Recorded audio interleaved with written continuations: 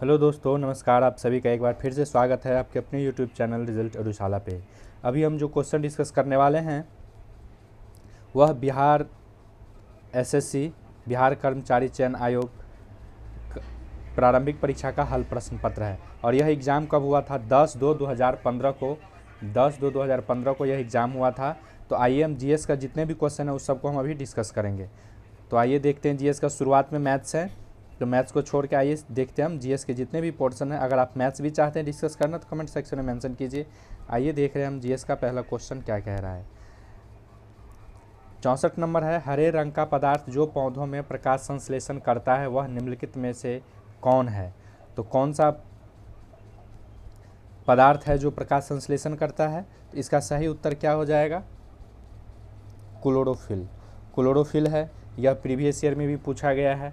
तो अगर आप लोग पार्ट 1, पार्ट 2, पार्ट 3 या प्लेलिस्ट मैंने डिस्क्रिप्शन में लिंक दे दिया है, आप लोग वहाँ से जाके जो 2011 में एग्ज़ाम हुए थे, 2013 में एग्ज़ाम हुआ है, उसका आप देख सकते हैं। ये रिपीटेड क्वेश्चन है और बीपीएससी भी कई बार इस टाइप का क्वेश्चन पूछ चुका है, बीपीएससी सीडीपीओ। तो जो भी बच्चे 67वां बीपीएससी और 68वां बीपीएससी देना चाहते हैं वो जाके देख सकते हैं वीडियोज़ को। आइए तो देखते हैं नेक्स्ट क्वेश्चन। 65 नंबर है, साइलेंट वैली या मूक घाटी किस राज्य में स्थित है? तो यह बहुत ही आसान उत्तर है। साइलेंट वैली या मूक घाटी किस राज्य में स्थित है? केरल में है। किस में है? केरल इसका सही उत्तर हो जाएगा। अब आइए नेक्स्ट देखते हैं 66 नंबर क्वेश्चन, गोवा किस नदी पर स्थित है? यह भी कई बार विभिन्न सारे एग्जामों में पूछे गए क्वेश्चन है, रिपीटेड क्वेश्चन है। तो गोवा मांडवी नदी पर स्थित है। इसी तरीक़ा से पूछ देता है झारखंड या जमशेदपुर, तो वो स्वर्णरेखा नदी पे है। तो गोवा मांडवी नदी पे है। 67वां क्वेश्चन आइए देखते हैं, सूक्ष्माक्षिकोप या मनुष्यों में प्रकोप किस विटामिन की कमी से होता है? तो सूक्ष्माक्षिकोप जो है, शुष्काक्षोभ मनुष्यों में प्रकोप किस विटामिन की कमी से होता है? तो इसका सही उत्तर क्या हो जाएगा? विटामिन डी की कमी से होता है। नेक्स्ट आइए देखते हैं 68 नंबर, प्रोटीन ऊर्जा कुपोषण का परिणाम है। तो प्रोटीन ऊर्जा बालक्षय मरारस्म का परिणाम है।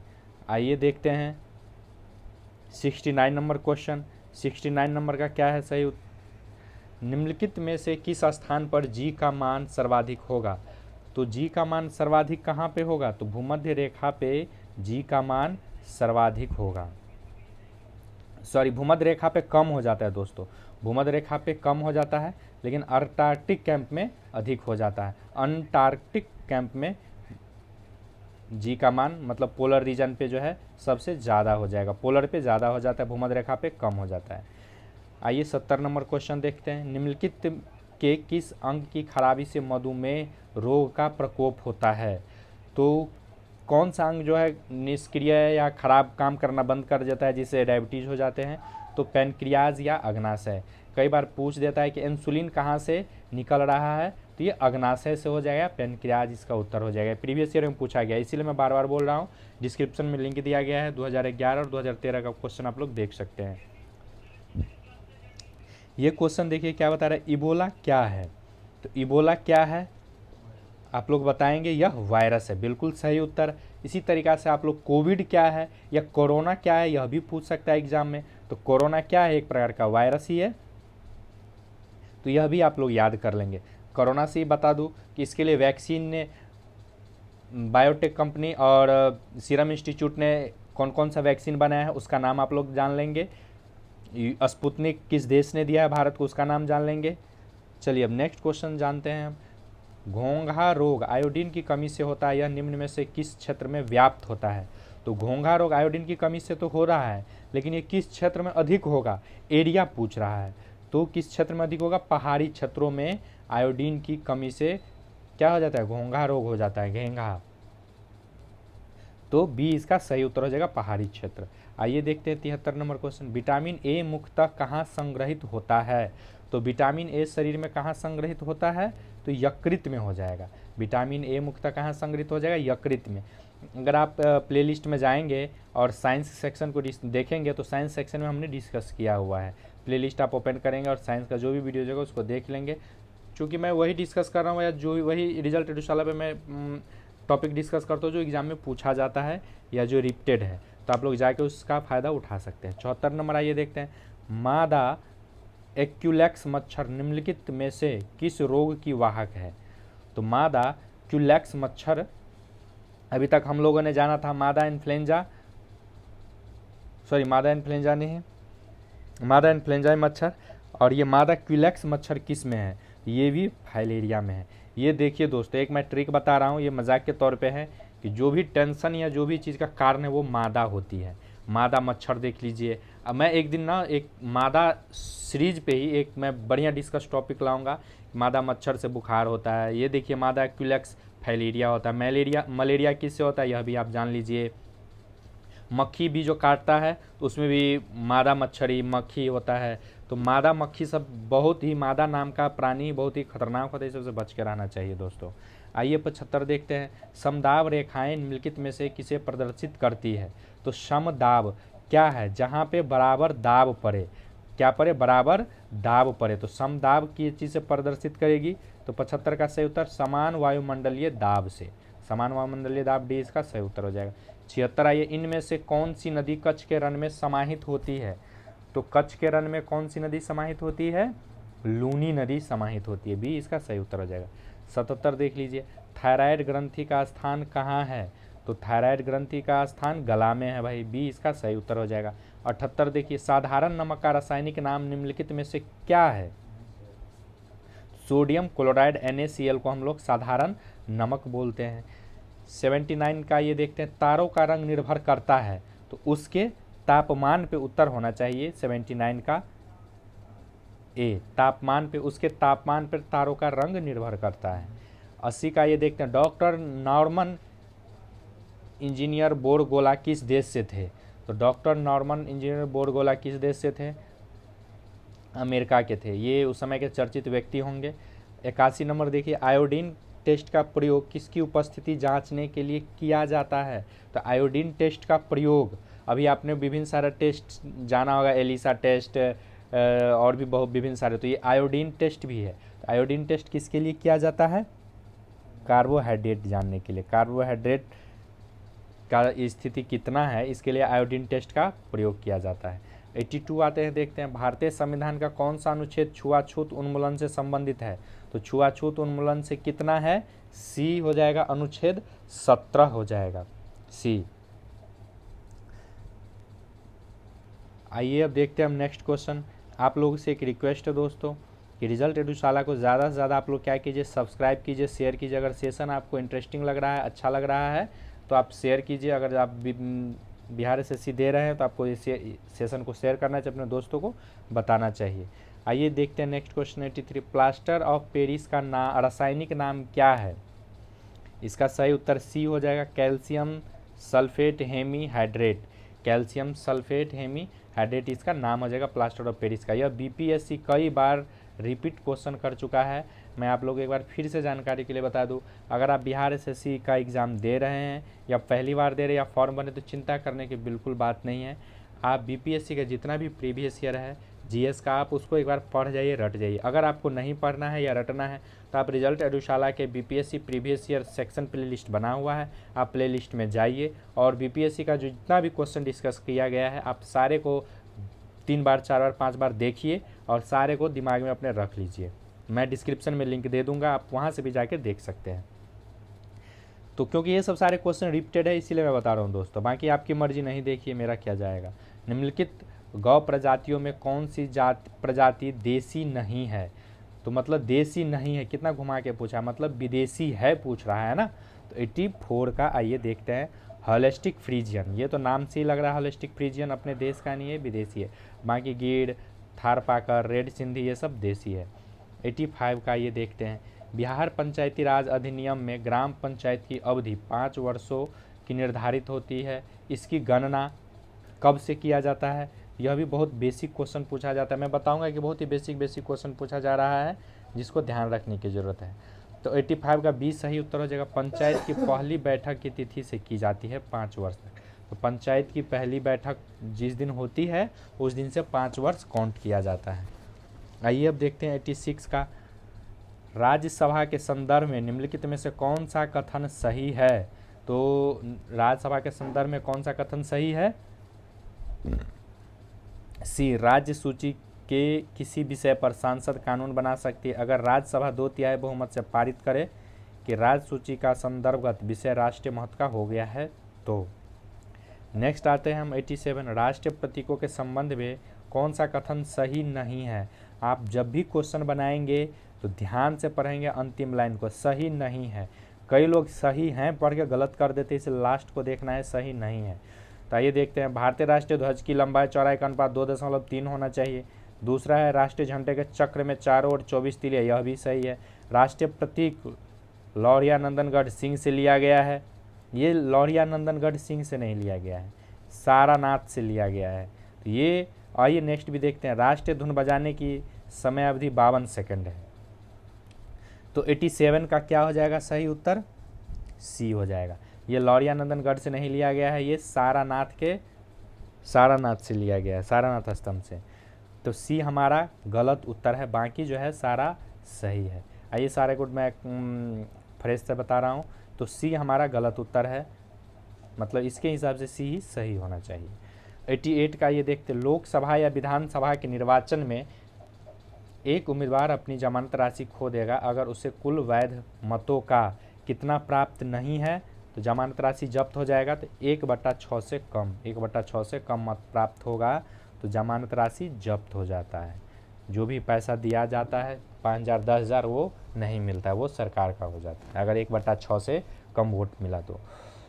अब आइए 89 का देखते हैं, भारतीय राष्ट्रीय कांग्रेस का प्रथम अधिवेशन 1885 में कहाँ हुआ था। इतना आसान क्वेश्चन दोस्तों, और ऐसा क्वेश्चन बताइए आँख मूंद के आप लोग 20 से बम्बई मार देंगे। 90 का ये देखते हैं, एक दल लोकसभा में विपक्षी दल होने का दावा करता है, इसके पास न्यूनतम कितने सांसद लोकसभा में होने चाहिए।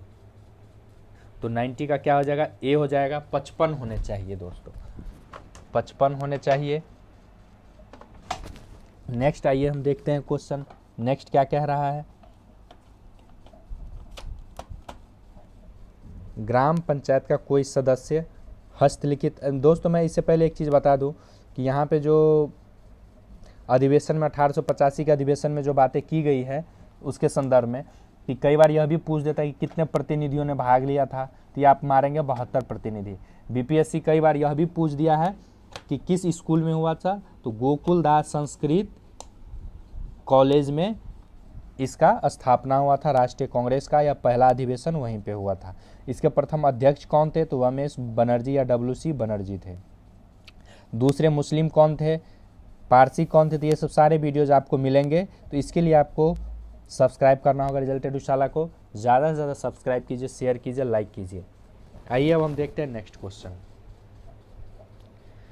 91 देखते हैं, ग्राम पंचायत का कोई सदस्य हस्तलिखित आवेदन मुखिया को समर्पित कर त्यागपत्र दे सकता है।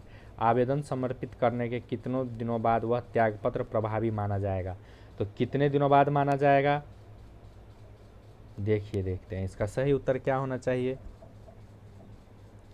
तो 7 दिनों बाद जो है उसका आवेदन पत्र मान लिया जाएगा, 7 दिनों बाद मान लिया जाएगा कि उसने इस्तीफा दे दिया है। 92 का ये देखते हैं, भारत में स्वतंत्रता के प्रथम बाद आम चुनाव कब संपन्न कराए गए थे।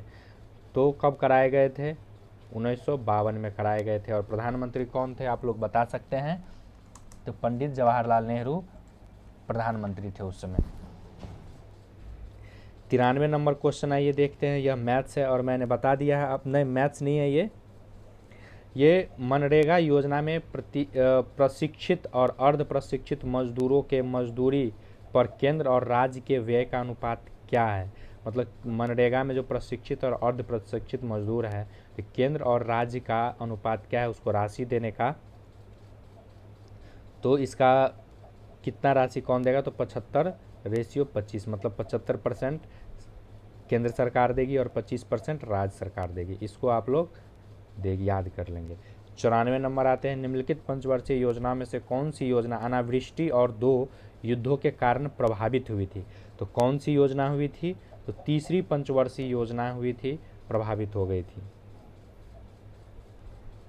नेक्स्ट आते हैं हम 95 नंबर क्वेश्चन, बिहार में किसान सभा की स्थापना किसके द्वारा की गई थी। देखिए दोस्तों मैं बार बार इसीलिए बोल रहा हूँ कि सारा क्वेश्चन बीपीएससी का रिपीटेड क्वेश्चन है। तो आप लोग जाके डिस्क्रिप्शन में लिंक दिया गया, आप वहाँ से देख लीजिए। मैं एक ही बात को कितने बार बोलूँ, सहजानंद सरस्वती इसका सही उत्तर हो जाएगा। 96 नंबर क्वेश्चन है, ये देखते हैं। 1860 में प्रकाशित नील दर्पण की खेती करने वाले दुर्दशा चरित्र नील दर्पण के रचनाकार कौन है? तो इसका सही उत्तर क्या हो जाएगा 96 का? दीनबंधु मित्र जो हैं नील दर्पण लिखे थे। यह भी बीपीएससी का रिपीटेड क्वेश्चन है, सीडीपीओ का। आइए नेक्स्ट देखते हैं 97 नंबर क्वेश्चन। निम्नलिखित नीचे दी गई कमेटियों में किसका संबंध पंचायती राज से है? तो 97 का सही उत्तर बलवंत राय मेहता कमेटी का संबंध पंचायती राज से है। 98 का ये सामुदायिक विकास कार्यक्रम का सार था लोक भागीदारी। 99 द्रोणाचार्य पुरस्कार किस क्षेत्र में दिया जाता है? क्रीड़ा प्रशिक्षण है, मतलब खेल के लिए दिया जाता है द्रोणाचार्य पुरस्कार। जो खेल में कोच होते हैं उनको द्रोणाचार्य पुरस्कार दिया जाता है। 100 आइए देखते हैं। राष्ट्रीय खेल दिवस 29 अगस्त को मनाया जाता है, निम्नलिखित में से किससे संबंधित है? तो ये मेजर ध्यानचंद्र हो जाएगा। 100 का सही उत्तर मेजर ध्यानचंद्र से संबंधित है। और आप लोगों को मैं मेजर ध्यानचंद्र से संबंधित मैं एक चीज़ बता दूं कि मेजर ध्यानचंद्र के नाम से हाल ही में किस खेल के पुरस्कार को नाम बदल कर, प्राइज़ को नाम बदल कर जो है सब खेल रत्न में जो है सबसे सम्मानित अवार्ड नाम था, उसको नाम बदल करके तो राजीव गांधी खेल रत्न पुरस्कार जो दिया जाता था उसका नाम बदल करके अब कर दिया गया है मेजर ध्यानचंद्र खेल रत्न पुरस्कार। मतलब खिलाड़ियों को जो खेल में होते हैं सबसे अव्वल दर्जे का पुरस्कार मेजर ध्यानचंद पुरस्कार हो गया है। तो इसको आप लोग यह नाम याद रखेंगे। राजीव गांधी के नाम से था वो पहले, अब मेजर ध्यानचंद्र के नाम से हो गया है। आइए देखते हैं। मैग्सेस पुरस्कार रैमन मैग्सेस के नाम पर दिया जाता है, वह किस देश के राष्ट्रपति थे? रैमन मैग्सेस पुरस्कार फिलीपींस के थे। तो रैमन मैग्सेस पुरस्कार दिया जाता है फिलीपींस के थे। आप एक चीज़ यह भी याद कर लेंगे कि बिहार के बीपीएससी दे रहे हैं, बीएसएससी दे रहे हैं, बिहार एसएससी। तो रमन मैग्सेस पुरस्कार हाल ही में किसको दिया गया था?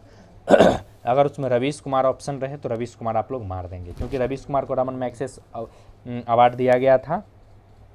ये अपने पश्चिमी चंपारण के रवीश कुमार हैं। पश्चिमी चंपारण के बिहार के हैं, आप लोग याद रख लेंगे पश्चिमी चंपारण के हैं।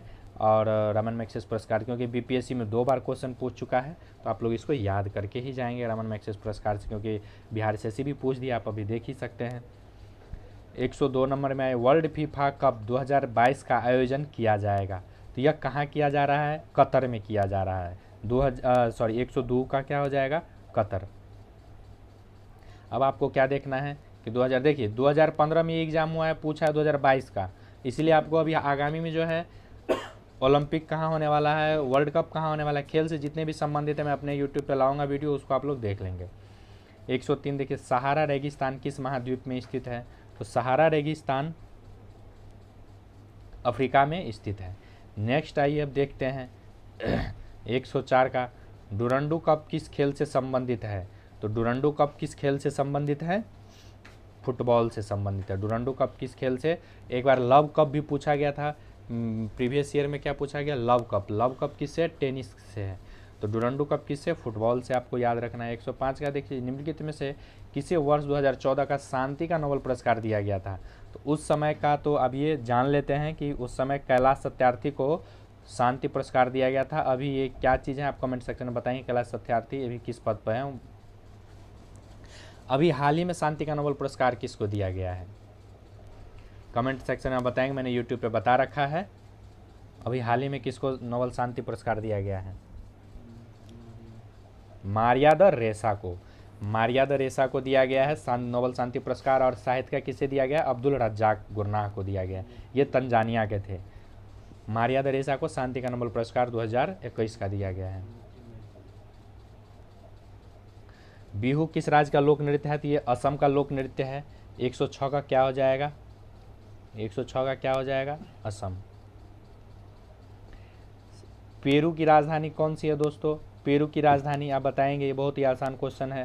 राजधानी भी आप रट लेंगे। 108 देखिए, चर्नोबिल परमाणु संयंत्र जो अब बंद है वो कहाँ है? चर्नोबिल परमाणु संयंत्र यह यूक्रेन में है। क्योंकि यूक्रेन का वार अभी बहुत ही हाई पे है। तो आप लोग देख लेंगे कि चेर्नोबिल परमाणु संयंत्र कहाँ है, यूक्रेन में है। यूक्रेन का राजधानी कीव है। वहाँ का मुद्रा क्या है, कमेंट सेक्शन में बताएंगे। और रसिया का राजधानी कहाँ है। चलिए नेक्स्ट आते हैं हम 109 में, जापान की मुद्रा का क्या नाम है या क्या है, तो ये येन हो जाएगा। 109 का क्या हो जाएगा, डी, येन हो जाएगा सही उत्तर। 110 में, निम्नलिखित में से किस चक्रवात ने भारत के पूर्वी तट को प्रभावित नहीं किया। मैं कई बार बोल रहा हूँ, जब भी आप क्वेश्चन देखेंगे लास्ट का वर्ड जरूर देखेंगे, नहीं किया। कई लोग जोश में आके किया पूछ मार देते हैं, तो नहीं किया कौन सा हो जाएगा, नीलोफर नहीं किया है पूर्वी तट को प्रभावित। बाकी हुदहुद किया है, लहर किया है, हेलना किया है, हेलेन किया है। और सही उत्तर क्या हो जाएगा, ए हो जाएगा सही उत्तर। 111 का ये देखते हैं, ट्रेन टू पाकिस्तान पुस्तक किसने लिखा है। तो ट्रेन टू पाकिस्तान पुस्तक किसने लिखा है, खुशवंत सिंह ने लिखा है। ट्रेन टू पाकिस्तान पुस्तक किसने लिखा है, खुशवंत सिंह। आप लोग याद करते भी जाएंगे क्योंकि कई बार रिपीटेड क्वेश्चन भी बिहार एसएससी पूछ देता है। 112 का देख लीजिए, यह भी रिपीटेड क्वेश्चन है 2011 का। विंग्स ऑफ फायर के पुस्तक के लेखक कौन है, अब्दुल कलाम आज़ाद है। 113 के देखिए, भारत एक खोज पुस्तक अहमदनगर किला जेल में कारावास के दौरान लिखी गई थी। भारत एक खोज के लेखक कौन है। तो कई बार लोग बोलते हैं कि जवाहरलाल नेहरू तो सिगरेट पीते थे। भाई वो सिगरेट पीते पीते एक बुक लिख दिए थे, तुम भी एक बुक लिख दो। इसका सही उत्तर 113 का क्या हो जाएगा, जवाहरलाल नेहरू हो जाएगा। वो जेल में बंद होकर एक बुक लिख दिए थे, आप घर में बैठ के लिख के दिखा दो। 114 का ये देखते हैं, कौन सा देश सुअर बाउल ऑफ द वर्ल्ड के रूप में जाना जाता है। तो 114 का क्या हो जाएगा, ए, क्यूबा। 15, ये जल का घनत्व किस तापमान पर सर्वाधिक होता है। तो ये 4 डिग्री सी, 115 का सही उत्तर हो जाएगा। 4 डिग्री सेल्सियस पे जल का घनत्व तो सर्वाधिक होता है। 116 में, संयुक्त राष्ट्र संघ का गठन किस वर्ष किया गया था। संयुक्त राष्ट्र संघ का गठन 1945 में किया गया था। आप लोग देख लेंगे WHO का, WTO का गठन कब किया गया था। ये सब वीडियो मैं एक बार लाऊंगा आपके बीच, लेकिन इसके लिए आपको सब्सक्राइब करना होगा। रिजल्ट एडुशाला को ज़्यादा से ज़्यादा लाइक शेयर और सब्सक्राइब कीजिए। 117 का ये देखते हैं, भारत की आज़ादी के समय भारत के वायसराय कौन थे। आज़ादी के समय कौन थे वायसराय, लॉर्ड माउंटबेटन थे। सी इसका सही उत्तर हो जाएगा। 118 का देखिए, कौन सा ICS अधिकारी भारतीय राष्ट्रीय कांग्रेस के 1885 में गठन में शामिल थे। तो कौन से ICS अधिकारी थे, H.O. ह्यूम। डी इसका सही उत्तर हो जाएगा 118 का। ये सब क्वेश्चन मैं BPSC के लिए जो क्लास लिया था उसमें डिस्कस मैंने कर दिया है, आप हिस्ट्री सेक्शन में जाके देख सकते हैं। म्यांमार की राजधानी का नाम क्या है। 119 का, ने पाइताव है। अभी आप लोग देख लेंगे श्रीलंका का राजधानी कहाँ है, क्योंकि श्रीलंका में बहुत ही उथल पुथल। अफगानिस्तान का राजधानी, अफगानिस्तान का नाम बदल गया, यह भी आप देख लेंगे। वहाँ का प्रधानमंत्री कौन है, उसका राजधानी कौन सा है। यूक्रेन का राजधानी कीव मैंने बता दिया है। तो जो भी इंपॉर्टेंट एग्जाम के लिए महत्वपूर्ण होंगे मैं आपको बताते चलूँगा, लेकिन ये सब जानकारी तभी मिलेगी जब आप सब्सक्राइब करेंगे। नेक्स्ट आइए, तमस उपन्यास के लेखक कौन है। तो 120 का क्या हो जाएगा, ए हो जाएगा भीष्म साहनी। 121 देखिए, किस खिलाड़ी को प्रथम राजीव गांधी खेल रत्न पुरस्कार दिया गया था। कौन से ऐसे खिलाड़ी थे जिनको राजीव गांधी खेल रत्न पुरस्कार दिया गया था। तो आइए 121 का उत्तर देखते हैं, लेकिन इसे एक तथ्य बताऊंगे, विश्वनाथ आनंद हैं जिनको पहला राजीव गांधी खेल रत्न पुरस्कार दिया गया था। लेकिन अब राजीव गांधी खेल रत्न पुरस्कार का नाम बदल दिया गया है। अब नाम बदल कर दिया गया है मेजर ध्यानचंद पुरस्कार। क्यों किया गया, क्योंकि इन्होंने गोल्ड जीता था सबसे पहले। तो राजीव गांधी खेल रत्न पुरस्कार का नाम बदल करके मेजर ध्यानचंद खेल रत्न पुरस्कार कर दिया गया है। भाला फेंक दिवस कब मनाया जाता है, तो नीरज चोपड़ा 7 अगस्त को जीते थे, तो उसी दिन भाला फेंक दिवस मनाया जाता है। नीरज चोपड़ा ने कितने मीटर भाला फेंका था, तो 27.58 मीटर फेंका था। नेक्स्ट आई 122 का देखते हैं, भारतीय आज़ादी के समय इंग्लैंड के प्रधानमंत्री कौन थे। यह भी बहुत ही पॉपुलर रिपीटेड क्वेश्चन है दोस्तों। 122 का क्लीमेंटन इटली है। 123 का देख लीजिए, भारतीय रिजर्व बैंक के वर्तमान गवर्नर कौन है। तो उस समय जो थे वो मैं उत्तर बता दे रहा हूँ आपको, रघुराम राजन थे 2015 में। लेकिन अभी वर्तमान में कौन है, तो दास जी हैं। दास जी हैं वर्तमान गवर्नर। आइए अब देखते हैं 124 का, ये देखते हैं, भारत के राष्ट्रीय महिला आयोग की वर्तमान अध्यक्ष कौन है। तो 2015 में जो थी अध्यक्ष, उसका नाम आइए हम देखते हैं, ललित कुमार मंगलम थी। लेकिन अभी कौन है, तो अभी रेखा मेमन या रेखा है वर्तमान अध्यक्ष। 125 का ये देखते हैं, भारत और चीन के बीच पंचशील समझौता कब हुआ था। तो भारत और चीन के बीच 125 का क्या हो जाएगा उत्तर, सी हो जाएगा 154। आइए हम देखते हैं कि वर्तमान अध्यक्ष कौन थी। वर्तमान में महिला आयोग की